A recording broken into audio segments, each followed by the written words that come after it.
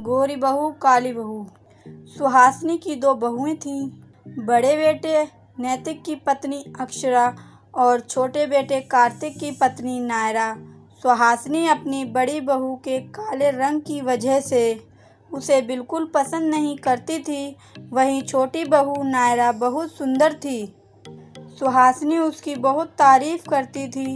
एक दिन सुहासिनी अपनी छोटी बहू नायरा के लिए एक बहुत महंगी साड़ी लेकर आती है, जिसे देख अक्षरा कहती है कि माँ जी, मेरे लिए भी एक साड़ी ला दीजिए ना। तभी सुहासिनी कहती है कि अरे कलमुही, तेरे लिए मैं नई साड़ी क्यों लाऊं। अक्षरा रोते हुए वहाँ से चली जाती है। यह सारी बातें अक्षरा का पति नैतिक सुन लेता है और अपनी पत्नी से कहता है कि मुझे माफ़ कर दो अक्षरा, मेरे घर में तुम्हें कोई भी पसंद नहीं करता है। चलो हम कहीं किराए के घर में रहते हैं। अक्षरा कहती है कि नैतिक, तुम कैसी बातें करते हो। आपकी मम्मी मेरी भी तो मम्मी है, मुझे वो कुछ भी कह सकती हैं। इसी तरह कुछ दिन बीत जाते हैं और एक दिन सुहासिनी चिल्लाते हुए सबको बुलाकर कहती है कि मैं तो लुट गई, मेरे सारे गहने और पैसे किसी ने चुरा लिए हैं और मुझे लगता है कि ये सारा काम अक्षरा का ही है, क्योंकि नायरा ऐसा काम बिल्कुल भी नहीं कर सकती है। तभी नैतिक कहता है कि मम्मी, आप ये कैसी बातें करती हो। अक्षरा भला आपके गहने और पैसे क्यों चुराएगी। इसी तरह और कुछ दिन बीत जाते हैं।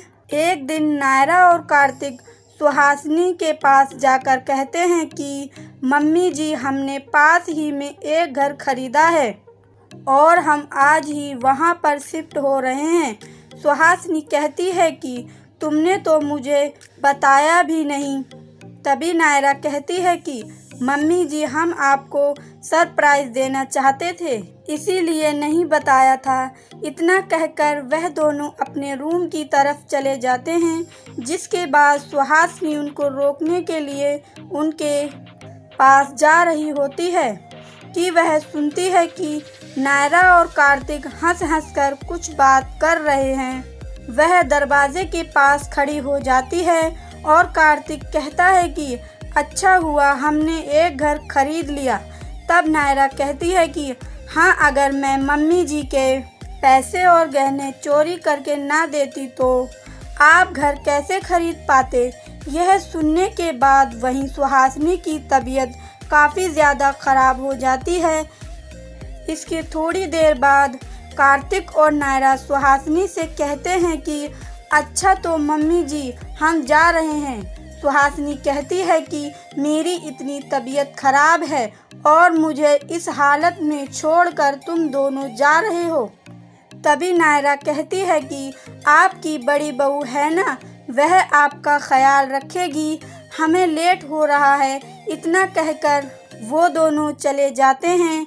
जिसके बाद अक्षरा अपनी सासू माँ का बहुत ख्याल रखती है और धीरे धीरे सुहासिनी ठीक हो जाती है और वह समझ जाती है कि किसी के रंग रूप से उसकी सीरत का पता नहीं चलता है।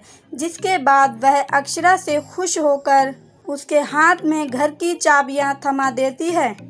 वेल दोस्तों, काले रंग और गोरे रंग को लेकर आपका क्या ख्याल है, आप हमें कमेंट बॉक्स में कमेंट करके ज़रूर बताएं और साथ ही ऐसी रोमांचक कहानियाँ सुनने के लिए हमारे चैनल को सब्सक्राइब करना ना भूलें।